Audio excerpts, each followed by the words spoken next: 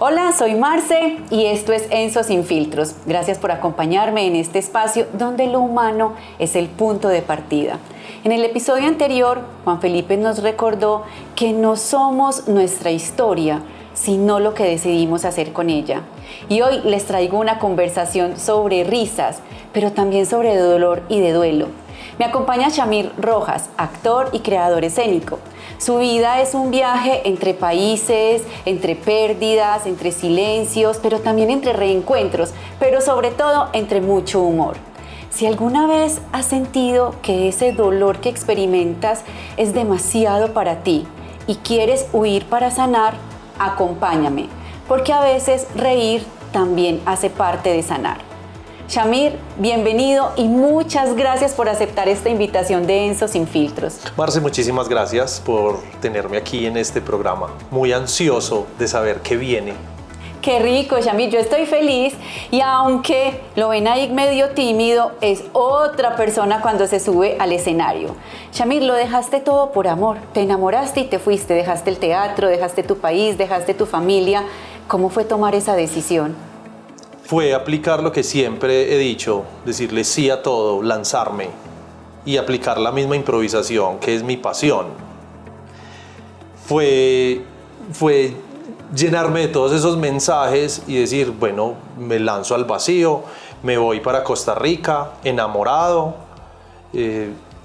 esos amores rápidos, pero que uno sabe que es como, ve, yo estoy muy enamorado, ¿por qué no me voy a ir? Sí, me voy a ir. Tomé la decisión, me fui y viví allá 6 años. Mi mamá era una que me decía, pero mi hijo, usted todavía no lo conoce bien. Y yo, no importa, lo máximo que pasa es que me devuelva, pero yo no voy a empezar una relación pensando que ya va a terminar, porque mejor no la inicio.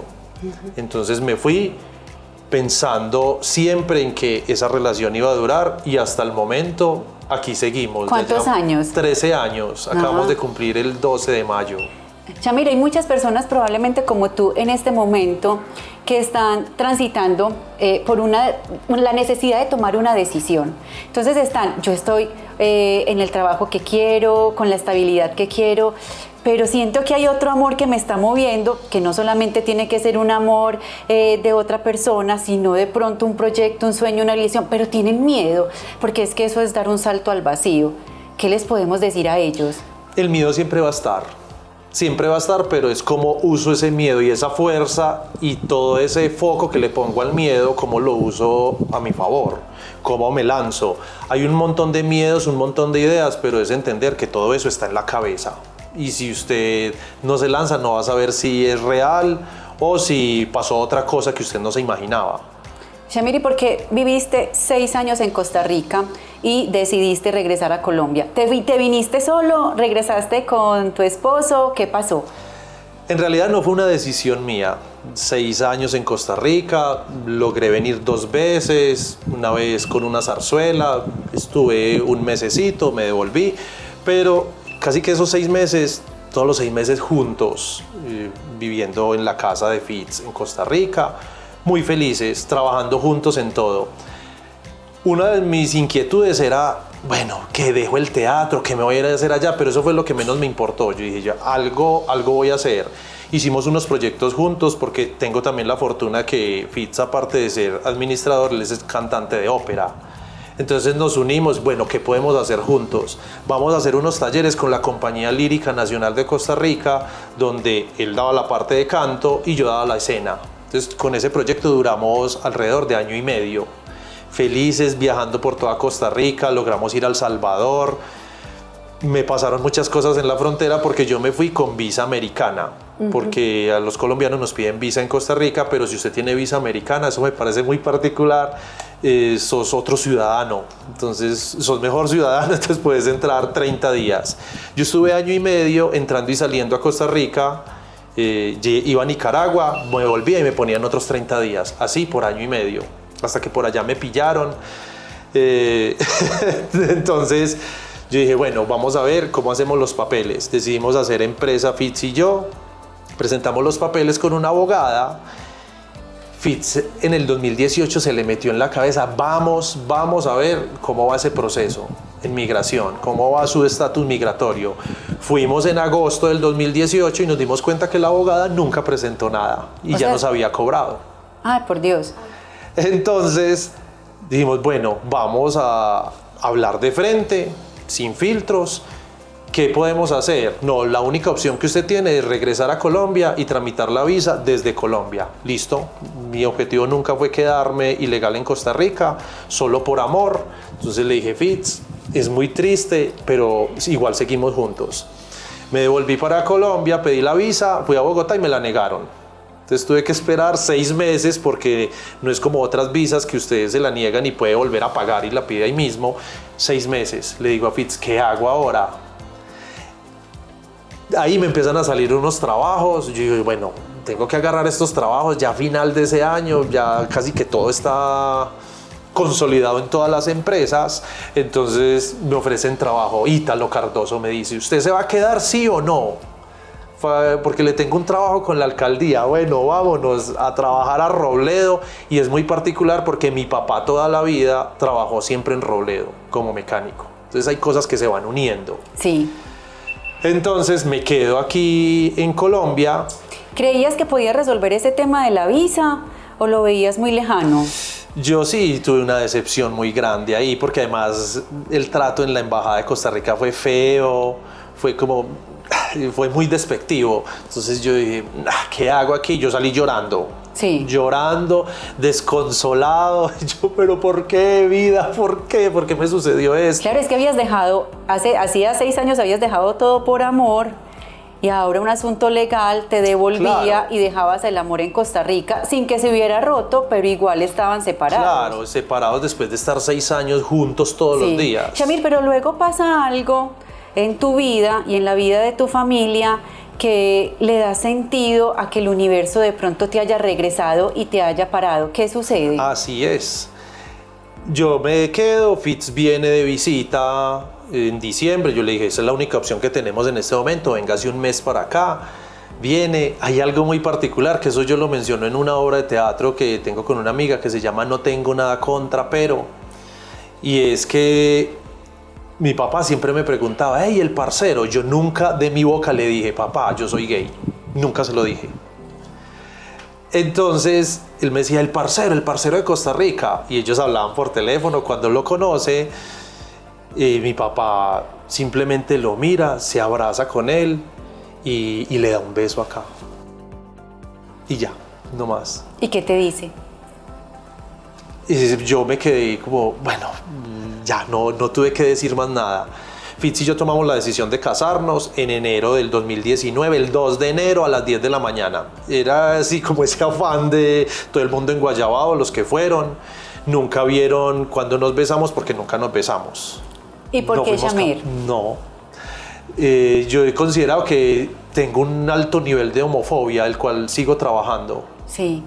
Y una pregunta es que lo que te pasó a ti también le puede pasar a muchas personas y es ese temor por poderle decir a las personas que tienen cerca, a su familia, a los que más ama, de contarles realmente lo que uno quiere y sus deseos más personales. Y es ese miedo al rechazo. Exacto. Ese miedo al rechazo, al que no me vuelva a hablar, pero en realidad es comprender que desde el amor todo se puede. Sí. A mi mamá le dio muy duro cuando yo le dije. Sí. Y ya después, años después, ya ella habla normal con Fitz, yo vivo con Fitz, ya sabe todo. Sí. Pero a mi papá me queda esa incógnita de habérselo dicho, porque mi papá muere en el 2019, en marzo. A él le descubren un cáncer a finales de enero del 2019, donde es donde yo digo, pucha, tenía que estar aquí en Colombia para vivir todo ese proceso con mi papá. Shamir, yo sé que las cosas en la vida pasan porque tienen que suceder, ¿cierto? Y que cuando estamos ahora, lo hemos dicho en los episodios anteriores, somos muy inteligentes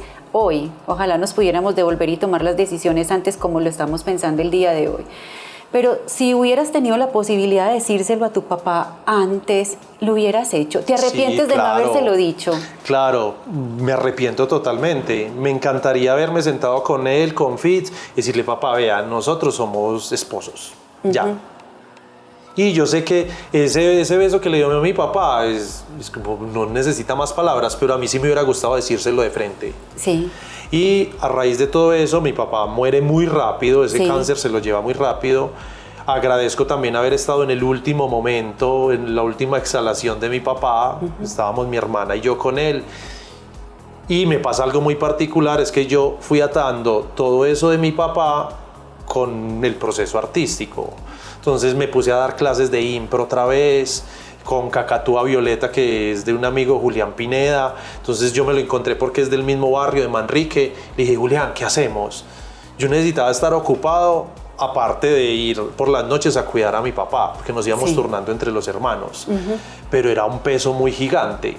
Entonces ahí era aplicar la improvisación todo el tiempo. Y por ejemplo, esa situación con tu papá hizo que de una u otra manera pudieras transitar de una mejor forma el duelo de estar separado de Fitz y de entender por qué el universo te estaba parando en Colombia. Es que todo, o sea, por más que tú insistieras, lloraras, fueras a la embajada y pelearas con esa decisión, el universo insistía en que tú tenías que estar acá. Sí. Y yo siento que yo soy muy terco en muchos momentos, que es que tengo que hacerlo, pero también hay que escuchar que la improvisación es una de sus pilares, la escucha, la percepción de todo lo que sucede, pero es de casa de herrero, cuchillo de palo. Entonces sí, dígale sí a todo, sí a todo, sí a todo. Y Fitz me dice, sí, ¿usted por qué me dice tanto no? Entonces son unos opuestos. Y con mi papá fue vivir todo ese... Yo viví el duelo antes de que mi papá se muriera. Porque cuando a mi papá le ponen morfina, yo ya dije, este es el cuerpo de mi papá, pero yo ya no puedo tener una conversación como lo hacía con él. Sí. Entonces ya fue cuidarlo, para mí era cuidar un bebé, era cuidar un bebé donde todo contaba. Si yo iba con una camiseta de un color, él me decía, ¿y eso por qué? Entonces fue también recordar historias de él para darle un camino tranquilo, porque yo le decía, papá, él era mecánico, entonces me decía, ay, esa mancha de grasa, ¿qué? Y yo, papá, había que seguirle la corriente. Yo no le iba a decir, no, ahí no hay nada. Y yo, papá, sí, ya lo voy a decir a la señora que la limpie. Pero es que no me han pagado el arreglo del carro. Yo sí, ellos me dieron la plata. Yo le tengo la plata guardada. Y era darle una tranquilidad, porque si era así, si le llevaba la contraria, era un desespero. Claro. Pero fue llevarle sus momentos finales muy tranquilo. Y aparte, con Acción Impro, iban para temporada de los de la oficina. Y yo les dije, bueno, ¿y qué puedo hacer yo ahí? Y me acuerdo que con Felipe me dice, mira, no hay personal de seguridad. En una oficina es necesario. Y yo, bueno, voy a empezar a buscar todo esto. Y encontré un personaje en una de esas idas a un hospital. Un señor de seguridad de Confama, no me acuerdo cuál es el nombre, pero el señor es que, bueno, usted puede seguir por allá. Y yo, ¡ay, esa voz! Y yo, ay, ¿será que soy capaz de hacer esa voz? Entonces propuse un agente de seguridad, se llama Liam Nelson, basado en Liam Neeson, en todas esas películas de búsqueda implacable, donde es la nueva era de las películas de acción. Y yo dije, este va a ser de seguridad, va a ser muy fortachón, pero su voz va a ser lo contrario. Entonces mi mamá me ayuda a hacer el vestuario. Yo digo el 16 de marzo, cuando ya iba para función, digo, voy a dedicarle toda esa energía a que mi papá ya descanse.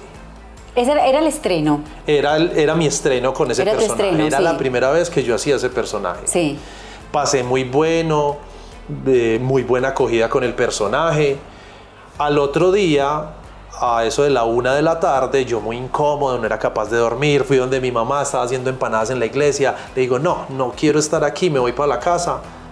No me acosté a dormir. Y me dice mi hermana, yo creo que ya.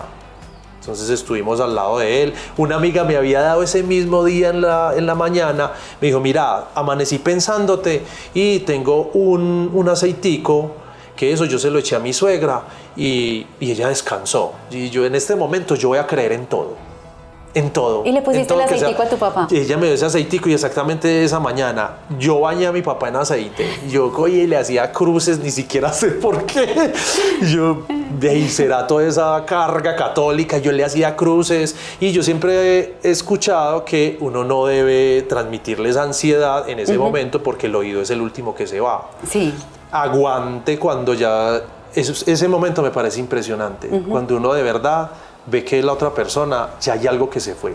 Sí. Ya era obviamente era el cuerpo de él, pero yo dije, ya partió y aguante esos 3 minutos, muy dramático por haber estudiado teatro. Entonces, yo 3 minutos. Y apenas pasaron. Aguante, apenas va. Ya no más. Riéguese a llorar, ni tanto porque había que cuadrar todo lo de la funeraria. Entonces no había tiempo de nada. Shamir, ¿agradeciste en ese momento de tu vida estar acá? Sí, totalmente. Agradezco haber estado en ese último momento y haber vivido todo ese duelo antes. Sí. Porque yo me despedí de mi papá mucho antes. Sí. Shamir, te lo pregunto porque muchas veces nosotros estamos renegando de lo que nos pasa y de lo que tenemos y de por qué no podemos lograr y conseguir lo que queremos. Es que porque no tengo esto, porque no me sale, porque no voy porque no me llaman a la entrevista, porque no puedo hacer ese viaje, porque no me dieron la visa y por qué. Pero muchas veces el universo tiene respuestas que aunque no logramos entender, después nos van a dar claridades, como en ese momento. Y es lo que uno siempre dice, hágalo mejor con lo que tiene, porque es lo que hay. Y yo creo que nosotros en Colombia somos muy de la cultura del ruido. Todo es ruido, entonces tengo que estar escuchando la emisora en el carro, tengo que estar escuchando todo el tiempo algo y ojalá a un alto volumen, pero no nos han enseñado el silencio. Así es. Y el silencio me parece súper necesario. Cuando uno se bloquea, yo se lo digo a los estudiantes de miedo escénico y de impro, la recomendación cuando uno se bloquea es hacer un silencio, pero uno hace lo contrario, uno es, ay no se me ocurre nada, uy, pero ya este otro me está mirando de esta forma, un montón de voces y voces y voces. ¿Cuándo vas a escuchar la solución? Y la solución puede estar afuera. Claro, decirlo es muy fácil. Sí. Porque aquí también estamos los dos con la mente. Yo estaba pensando en este momento y cuando me bloqueé ante la cámara, si hago el silencio, ¿cómo lo hago? ¿Cómo hago ese silencio para que sea natural y no se piense que me estoy equivocando? Y yo, pero bueno, voy a mirar. Está súper, es que es entender si la misma naturaleza nos regala eso. Y eso está en la música. La música es linda también porque existen los silencios. Ahí está el silencio todo el tiempo. Unos más largos, otros más corticos, sí. Pero creo que hay que dejar de hacer tanto ruido. Somos muy bullosos, muy ruidosos. Shamir, te quedas en Colombia, finalmente no puedes resolver el tema de la visa de Costa Rica, tienes que quedarte, pasa un año después de la muerte de tu papá, tu relación con Fitz sigue, él viniendo acá a Colombia, pero al año siguiente, Shamir, es el año de la pandemia y nos encierran. Fitz va a venir a Colombia, está todo organizado, cierran los aeropuertos, no puede viajar. ¿Y qué pasa? Fitz en esa nueva visita, en la segunda visita en ese diciembre del 2019, enero del 2020, dice, me vengo a vivir a Colombia. Así como usted tomó la decisión de irse para Costa Rica, yo voy a tomar la decisión de venirme para Colombia. ¿Qué vamos a hacer? Ahí miramos. Yo, bueno, hagámosle. Entonces se viene, él quiere venirse en el 2020, pero empieza la pandemia, no alcanza a vender la casa, todo lo que tiene allá, no lo alcanza a vender y encerrados todos. Entonces desde el encierro, cuando empieza la pandemia, yo dije, yo no voy a parar, voy a decirle sí a todo, entonces vamos a ver qué funciona por medio de las plataformas virtuales, qué ejercicios de impro funcionan, de teatro, vamos a ver qué sigue. Empiezo con un personaje que se llama el Mono Berriondo a hacer unas transmisiones sábados y domingos por Instagram. ¿El Mono Berriondo nace en la pandemia? No, ese nace mucho antes, como en el 2007, 2008, en Acción Impro, en un evento empresarial. Nada más buscando un personaje que no tuviera un acento tan paisa. Entonces me pegué como por allá de medio santandereano, es un gritado, ya ni siquiera es santandereano, es del mundo, pero nace allá. Yo lo retomo en pandemia, pero yo pasé toda la pandemia solo con mi mamá. Mis hermanos con sus parejas, pero yo solo con mi mamá y Fitz en Costa Rica. Sí. Y yo dije, bueno, vamos a ver qué nos inventamos. Se llamaba, es que Gritadito con el Mono. Entonces, ustedes van a estar viendo ahí, en el detrás de cámaras van a estar viendo al Mono Berriondo. Es Shamir. Pasa algo con el Mono Berriondo, es que es un señor de 69 años. Esto pasa como los personajes del Chavo que nunca tienen más edad. Él siempre va a tener 69, pero lo particular es que yo ya me voy acercando también. Yo voy para ese camino. Entonces antes yo hacía el mono con una almohadita. Ya no necesitas ya no necesito la almohadita. almohadita. Entonces también es desde ese reconocimiento decir, mira, hay unos personajes que puedo hacer, otros que los puedo potenciar más todavía. Ajá. Entonces con mi mamá empezamos a hacer el mono, Hablemos Gritadito, donde era un programa donde tenía 2 invitados siempre cada noche, pero personajes. Sí. Entonces empezamos también a hacer esa red de personajes, a quién podemos invitar. Pero mi mamá siempre estaba al inicio, entonces yo le puse también una peluca rubia, unos labios gigantes y se llamaba Pandemia. Convertiste a tu mamá en un personaje en la pandemia. Doña Pandemia le dicen todavía por ahí. Entonces ella feliz y su actuación era reírse, que es lo que más le encanta a ella y lo que más me encanta producirle a ella. Que igual nuestras llamadas siempre son eso. Entonces en esto empezamos a encontrar que nos divertíamos y las señoras de la iglesia también le decían, mira, qué bueno que estás haciendo videos, y cumpliéndole también un poco sin querer un sueño que ella siempre había tenido, que era ser actriz. Sí. Cuando yo dije en mi casa que iba a estudiar teatro, una de mis tías dijo, ay, pero estudia algo que dé plata. Y mi mamá me dijo, ¿eso es lo que usted quiere? Apoyo total. Apoyo total. Y mi mamá en toda la carrera la que me hacía siempre los vestuarios. Ahora quien me hace los vestuarios es Fitz, porque descubrió que sabe coser. ¿Ah, sí? Sí. ¿Y le gusta? Y le gusta. Sí. Y le gusta. ¿Y tu mamá no se siente desplazada o no le importa? No, no le importa porque ella le está haciendo las costuras a los curas de la iglesia. Ah, bueno, entonces lo compensa. Sí, lo compensa. Igual también cuando Fitz no había descubierto todavía ese talento de coser, pues ella también me seguía haciendo, pero antes se dan tips entre ellos dos. Shamir, ¿qué pasa con tu mamá cuando creas el personaje para ella? Ella muchas dudas como mi hijo, ay, ¿qué van a decir? Yo, mal, lo que menos nos importa es que digan, es que usted pase muy bueno. Y pasó muy bueno. Por allá nos inscribimos en unas becas que salieron en la pandemia del ministerio y nos las ganamos. Entonces fueron como cosas que fueron llegando también a medida que lo íbamos haciendo. Y yo no me puedo quejar de la pandemia. Shamir, perdóname, pero yo no quiero dejar pasar algo que acabas de decir, y es que me parece súper importante, porque muchas veces nos inhibimos de hacer las cosas por el qué van a decir. Y eso de no importa qué digan, disfrútelo, pase bueno, yo creo que eso es fundamental, siempre tenerlo desde ahí. ¿Tu mamá lo disfrutó? Mi mamá lo disfrutó. Y al máximo, y ella es una de mis fans, pues ella me dice, ay, mi hijo, y quiero ir con los curas a Random, que es un espectáculo que nació el año pasado, que nació en el 2024, que es una fiesta, que ya tuviste la oportunidad de ir a esa fiesta. Sí. Que me encanta que la gente termina diciendo, ¿pero qué era eso? Es random, es aleatorio, es todo lo que usted pueda vivir en una fiesta.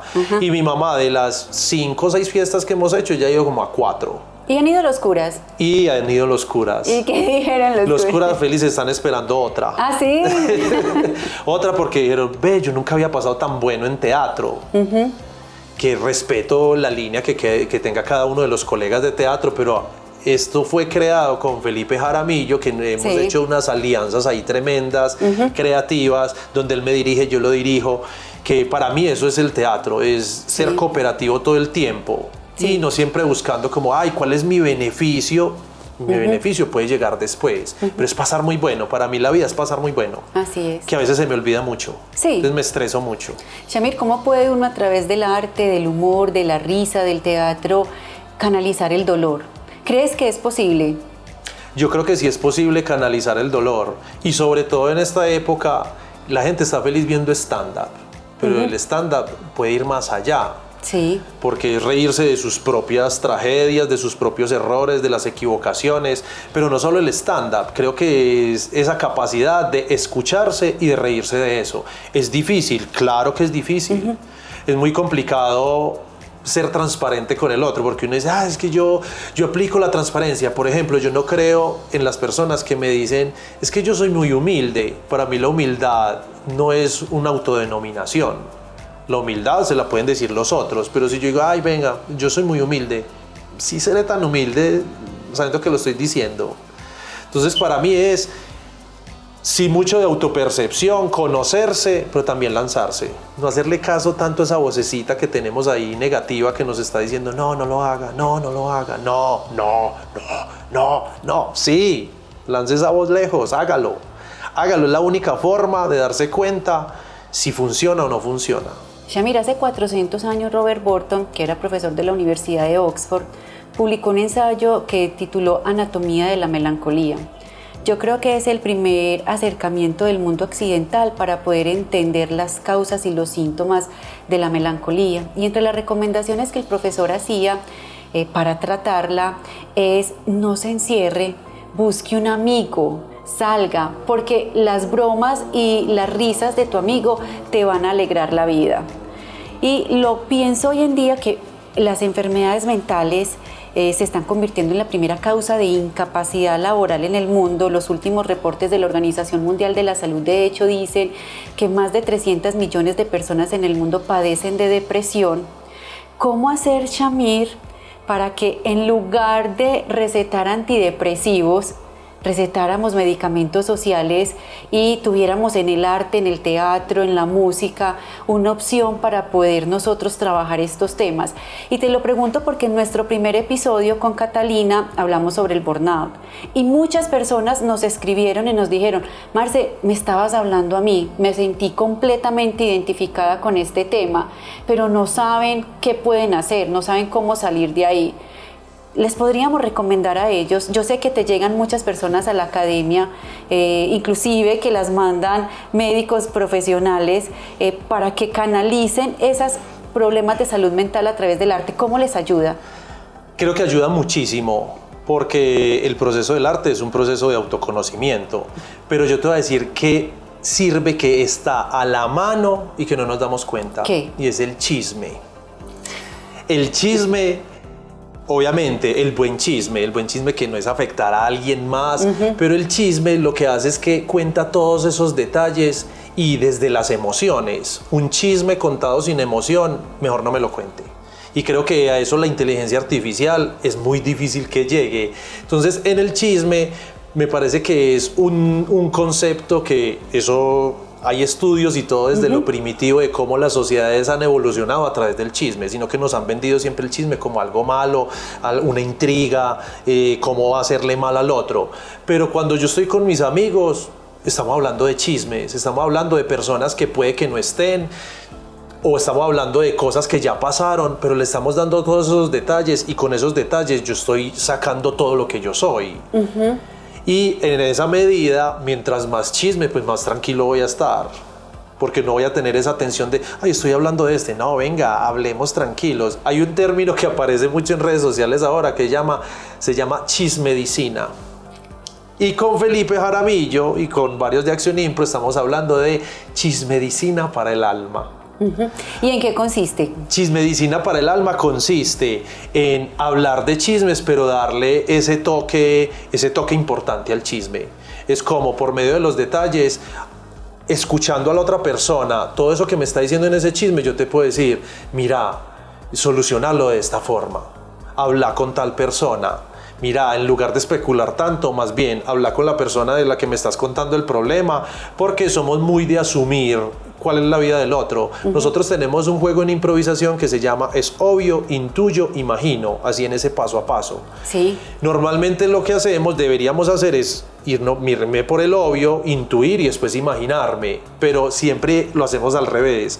Me imagino la vida del otro, empiezo a especular un montón de cosas y en esa especulación al último que llego es al obvio o a veces ni llego. Sí. Porque pienso y pienso tanto por el otro que ya le solucioné la vida. O sea, en Chismedicina la idea es darle estructura. Darle estructura y también irme a lo obvio. A lo obvio. ¿Qué te está pasando? Esto.